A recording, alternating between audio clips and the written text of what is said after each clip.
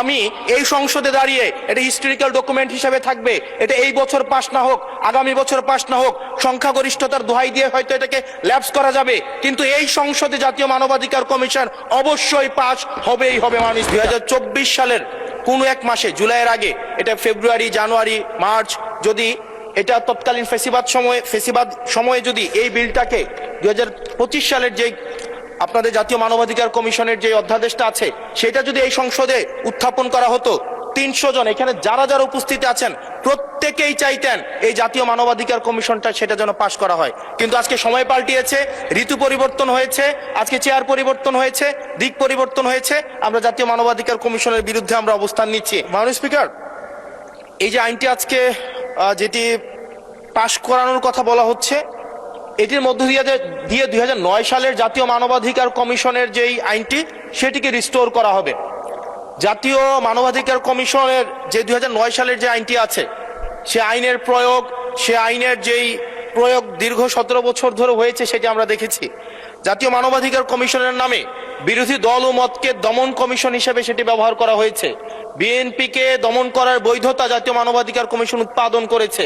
আমরা জাতীয় মানবাধিকার কমিশনের চেয়ারম্যানকে বলতে শুনেছি জামাতের নেতাকর্মীদেরকে গুলি করা বৈধ মানবাধিকার টিকিয়ে রাখার স্বার্থে।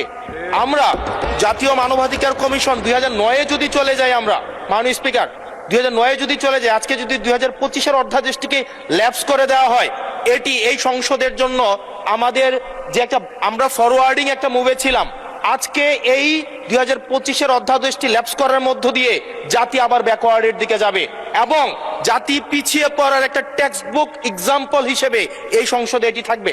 2009 সালের জাতীয় মানবাধিকার কমিশন আদতে কোনো আইন না, এটা হচ্ছে সরকারি আরেকটা দপ্তর বানানো হয়েছে জাতীয় মানবাধিকার কমিশনকে।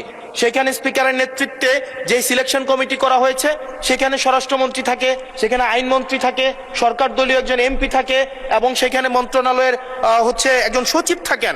অর্থাৎ একটা 6 সদস্য বিশিষ্ট একটা সিলেকশন বোর্ডের সেখানে 5 জনই হচ্ছে সরকার দলের। এখন একটা সরকার দলের একটা জাতীয় মানবাধিকার কমিশন, এটা হচ্ছে আমাদের আজকে আমাদের এলজিআরডি মন্ত্রী নেই, উনিই বলেছিলেন জাতীয় মানবাধিকার কমিশন হচ্ছে একটা মূলত বিরোধী দল কমিশন হিসেবে ফাংশন করে। এখন বিরোধী দল দমন কমিশন হিসেবে মাননীয় স্পিকার ফাংশন করে।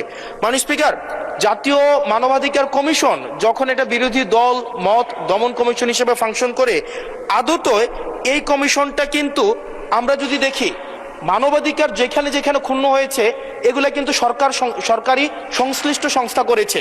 সেখানে বিডিআর, র্যাব, তারপর হচ্ছে আপনার বিভিন্ন বাহিনীদের সেখানে কিন্তু সরাসরি সংযুক্ত আমরা দেখেছি, তারা মানবাধিকারকে ক্ষুণ্ণ করেছে। কিন্তু 2009 সালের জাতীয় মানবাধিকার কমিশন আমরা দেখেছি যদি বাহিনীর বিরুদ্ধে আপনি কোনো তদন্ত পরিচালনা করতে চান তাহলে সেই বাহিনীর অনুরোধ সেই বাহিনীর পূর্বানুমতি আপনার লাগবে, সরকারের পূর্বানুমতি লাগবে। মাননীয় স্পিকার, সরকারের পূর্বানুমতি নিয়ে সরকার যে মানবাধিকার ক্ষুণ্ণ করবে সেই মানবাধিকারের তদন্ত কতটা স্বচ্ছ হবে সেটা এই সংসদের প্রত্যেকটা সদস্যই সেই বিষয়টি জানে।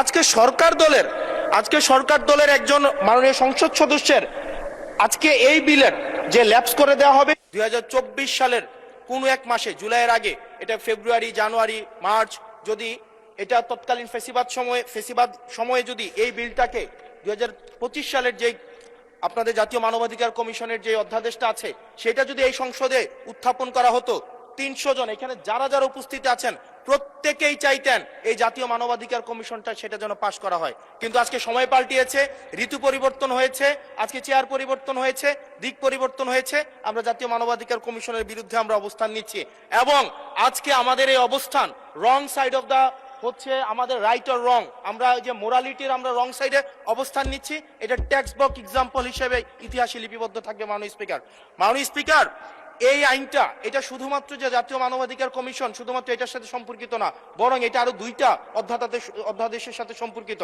এটা গুম অধ্যাদেশের সাথে সম্পর্কিত এবং আমাদের যে জুলাই গণ অভ্যুত্থান দায় এবং আমাদের দায় মুক্তির যে অধ্যাদেশটা রয়েছে সেটার সাথে সম্পর্কিত। আজকে 2025 সালের জাতীয় মানবাধিকার কমিশন এটাকে ল্যাপস করার মধ্য দিয়ে আদতে বাকি 2টা অধ্যাদেশকে অর্নামেন্টাল করে ফেলা হয়। এটাকে আদতে সরকার এই পরবর্তীতে অধ্যাদেশগুলোকে রাজনৈতিক দমন পীড়নে যে ওয়েপনাইজ করবে না সেটির কোনো নিশ্চয়তা নেই। মাননীয় স্পিকার, আমাদের সবচেয়ে বড়, আমরা ইতিহাস থেকে কোনো শিক্ষা নেই না। আমি এই সংসদে দাঁড়িয়ে, এটা হিস্টোরিক্যাল ডকুমেন্ট হিসেবে থাকবে, এটা এই বছর পাশ না হোক, আগামী বছর পাশ না হোক, সংখ্যাগরিষ্ঠতার দোহাই দিয়ে হয়তো এটাকে ল্যাপস করা যাবে, কিন্তু এই সংসদে জাতীয় মানবাধিকার কমিশন অবশ্যই পাশ হবেই হবে। মাননীয় স্পিকার।